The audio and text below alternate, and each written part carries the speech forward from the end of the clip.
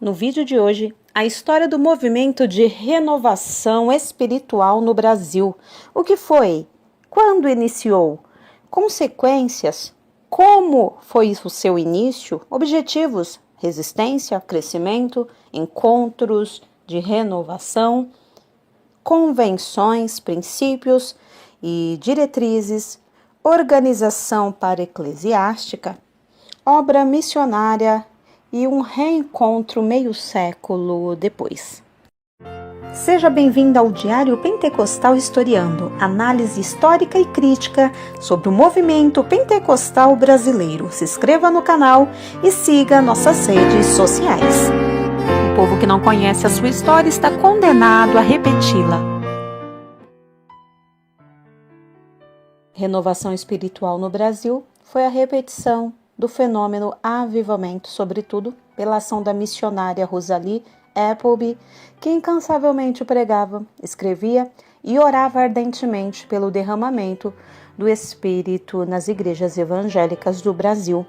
Diversos avivalistas visitavam o Brasil, passando por várias igrejas. O movimento surgiu no final dos anos 50 e início dos anos 60 e rompeu no Brasil, entre as igrejas batistas, um movimento chamado de renovação espiritual. O movimento, que na época trouxe dúvidas e inquietações de todas as partes, trouxe também cisão. As diferenças teológicas e pneumatológicas fizeram com que, em 1965, 32 igrejas fossem excluídas do rol das igrejas batistas brasileiras. Em 1966, o número chegou a 52. A Convenção Batista Nacional foi então organizada em 1967. A crença no batismo no Espírito Santo, ou segunda bênção, como chamava o movimento, estava no centro de toda a polêmica. Acontece que as rupturas foram causadas em meio a acusações e não faltaram corações magoados de ambas as partes.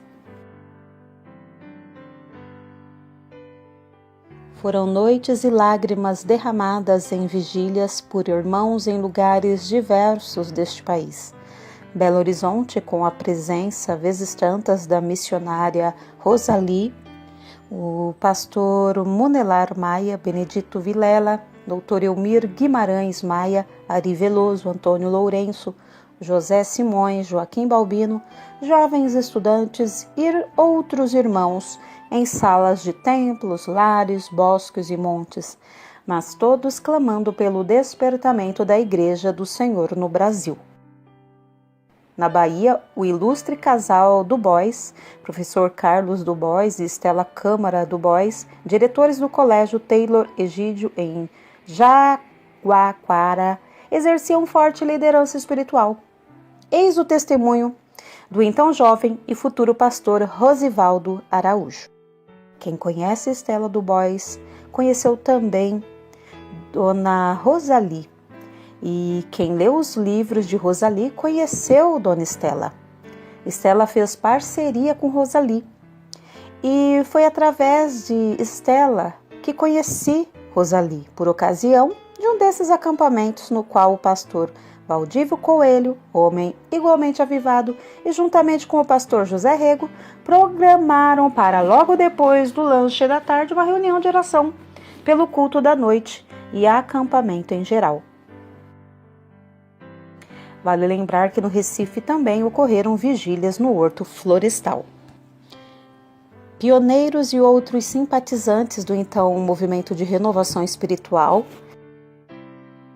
foram os pastores Ademar de Souza Melo, Rosivaldo Araújo, Hélio Vidal, Eclésio Menezes, Enoque Mendes, Pedro Andrade, Natalício Martins e Josué Santana.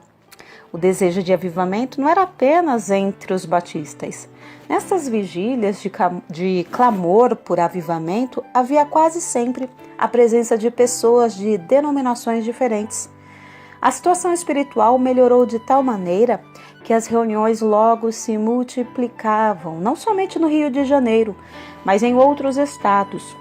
Um outro aspecto interessante é que aumentaram também as vigílias em quase todas as igrejas que iam despertando-se. Qualquer feriado previsto era motivo de programação de retiros espirituais, oportunidades aproveitadas na busca da presença de Deus. E já na década de 60, em igrejas diversas do país, principalmente em Belo Horizonte, onde a presença benfazeja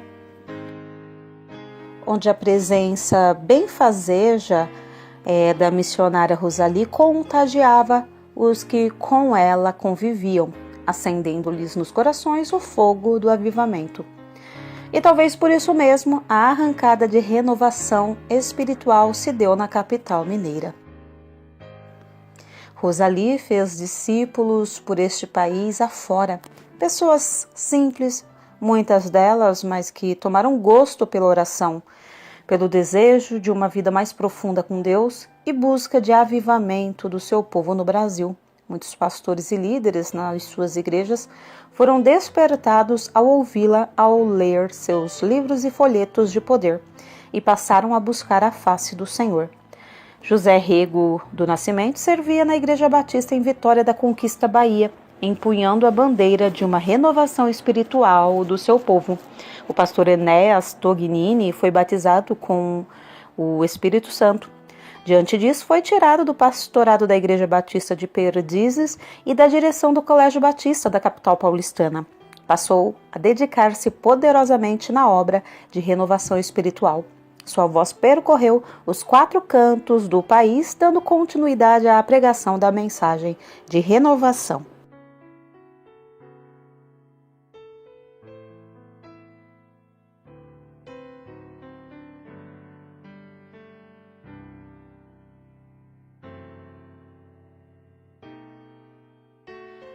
O movimento de renovação espiritual tornou-se um fenômeno de caráter nacional e visava combater as águas paradas pela inércia e comodismo então reinante nos arraiais evangélicos mormente dos batistas, metodistas e presbiterianos.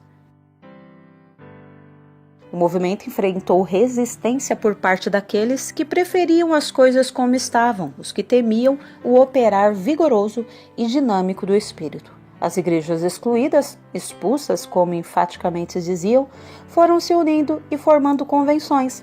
A primeira a se formar foi a Convenção Batista do Estado de Minas Gerais, em 1961, logo após a exclusão da Igreja Batista da Lagoinha na Assembleia da Convenção Batista Mineira, em Juiz de Fora.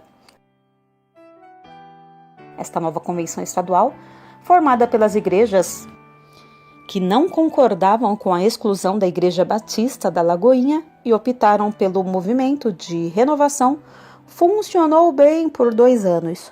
Suas atividades foram interrompidas para dar lugar à AME, Ação Missionária Evangélica, esta a nível nacional, e que posteriormente foi substituída pela CBN, Convenção Batista Nacional.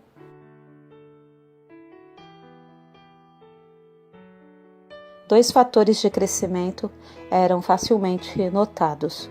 Um não era o desejado, o normal, mas ditado pelas circunstâncias em decorrência da intolerância dos que combatiam a renovação. O outro, sim, o natural e desejado crescimento do povo de Deus.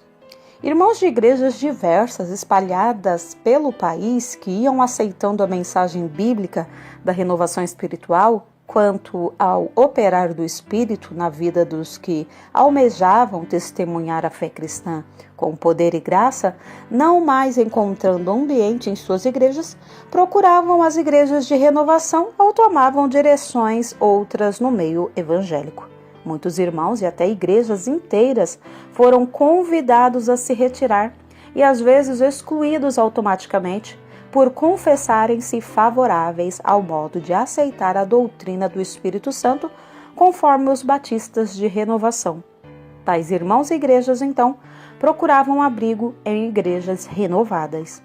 O segundo e real fator de crescimento era resultante do calor evangelístico. O povo orava, buscava a face do Senhor e as igrejas cresciam. havia arrependimento, confissões de pecados e decisões abundantes. Os encontros de renovação foram eventos altamente significativos para a conscientização, integração, aceleramento e consolidação do movimento de renovação espiritual, futura obra batista nacional. Sobretudo, o papel de esclarecimento doutrinário, conscientização e os efeitos positivos da comunhão, dos momentos graciosos da manifestação do poder de Deus na vida de tantos participantes, principalmente naquele primeiro encontro em Belo Horizonte. Então, o movimento de renovação espiritual, como foi denominado na época, nada mais era que a manifestação do fenômeno avivamento em curso e, como tal, sem fronteiras denominacionais. O que ocorria entre os batistas, semelhantemente, acontecia entre presbiterianos, metodistas e evangélicos outros. O primeiro encontro de renovação, esses primeiros encontros, favoreceram a criação da AME, Ação Missionária Evangélica, não exclusivamente batista. Ficou provado, como óbvio que reuniões, encontros, congressos de caráter puramente inspirativo ou de congraçamento funcionavam. Durou pouco e foi substituída 2 anos depois pela Convenção Batista Nacional. A criação da AME se deu após a Assembleia Convencional de Niterói em 1965, quando a Igreja Batista da Lagoinha e algumas de estados diferentes foram desligados da Convenção Batista do Brasil.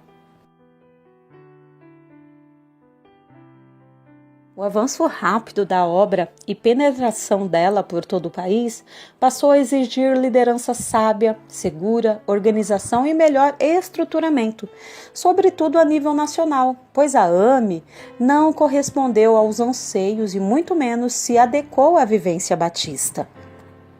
O pastor Hilton Quadros Cordeiro participou da criação da Convenção Batista Nacional e estruturação da obra Batista Nacional.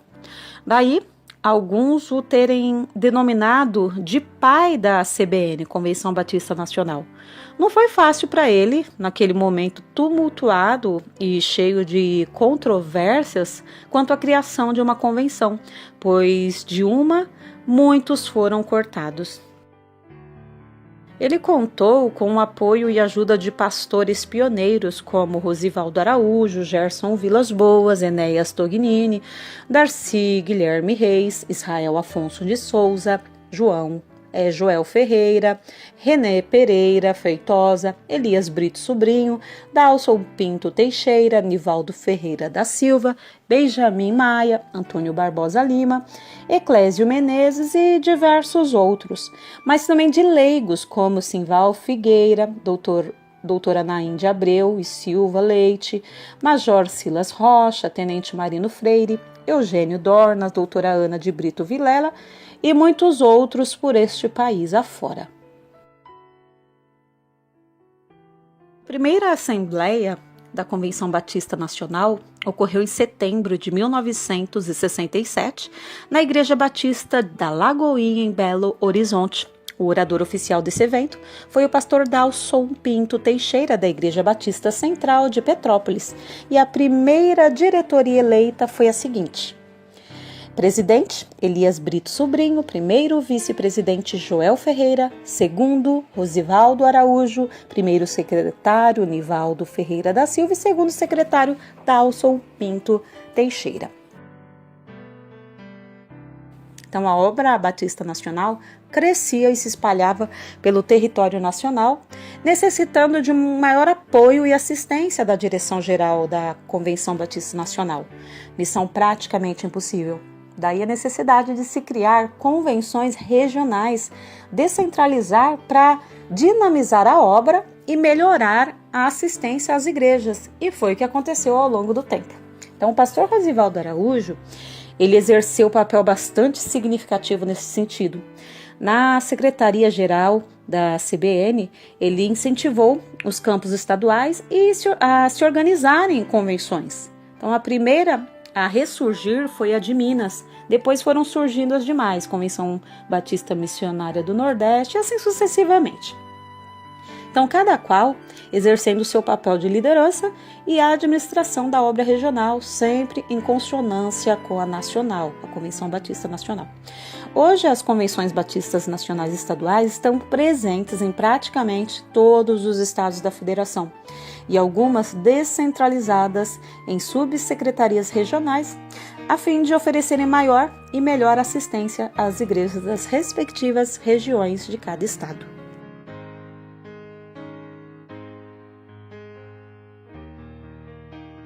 Os princípios e diretrizes que norteiam os batistas nacionais e sua obra geral constam em 2 manuais: Manual Básico dos Batistas Nacionais e Poderes Diretivos e Representativos.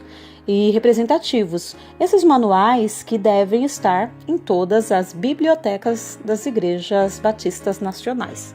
Constam os princípios batistas, elementos fundamentais de fé, eclesiologia, pragmática, culto, usos e costumes, sistema de ensino teológico, formação de ministros do evangelho e missionários, bem como as organizações eclesiásticas dos mesmos.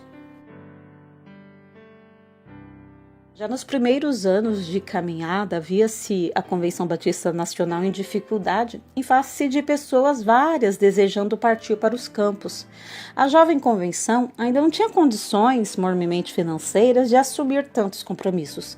Então limitou-se por alguns anos a reconhecer e apoiar com alguma ajuda financeira missionários que espontaneamente partiam para lugares diversos do país. Alguns com recursos próprios, não dependendo da convenção. Hoje são igrejas que se tornaram mães de outras, já possuindo netas e bisnetas, e as centenas estão espalhadas por este Brasil afora e algumas por partes outras do mundo.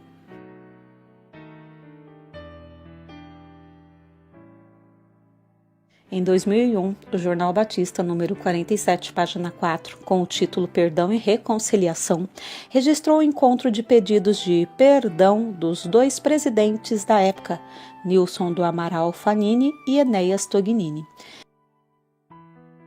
Em 2017, ano do jubileu da Convenção Batista Nacional, houve outro encontro das 2 convenções e pedidos mútuos de perdão. O vice-presidente da Aliança Batista Mundial e presidente da CBB, da Convenção Batista do Brasil, pastor Luiz Roberto Silvado, afirmou ter sido um momento histórico. Aconteceu também em Jaguaquará, Bahia, no dia 3 de junho de 2018. Assim como depois de 50 anos, houve um segundo reencontro entre as 2 convenções. Houve também um reencontro entre os membros da primeira Igreja Batista de Jaguaquara e Igreja Batista Nacional Monte Carmelo, depois de meio século de ruptura.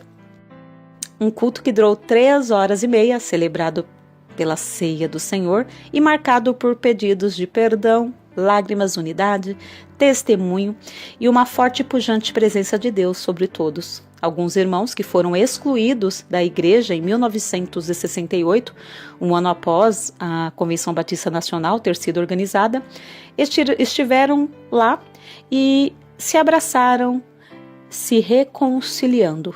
Foram calorosos abraços e regados a lágrimas de comunhão. Um culto que ficou marcado em ata e nos anais da história da igreja. Foi nesse espírito de unidade que ocorreu uma reunião novamente para celebrar a ceia do Senhor com as 2 igrejas depois de 50 anos. A palavra foi ministrada pelo pastor Iserley Guimarães, pastor da Monte Carmelo, e ele falou fortemente. Sua mensagem falou fortemente aos corações sobre unidade do corpo de Cristo. Segundo os integrantes, eles ainda têm diferenças teológicas, no entanto, mesmo tendo esta consciência, eles se valem das memoráveis palavras de John Wesley: o amor que nos une é mais ardente que as barreiras que nos separam.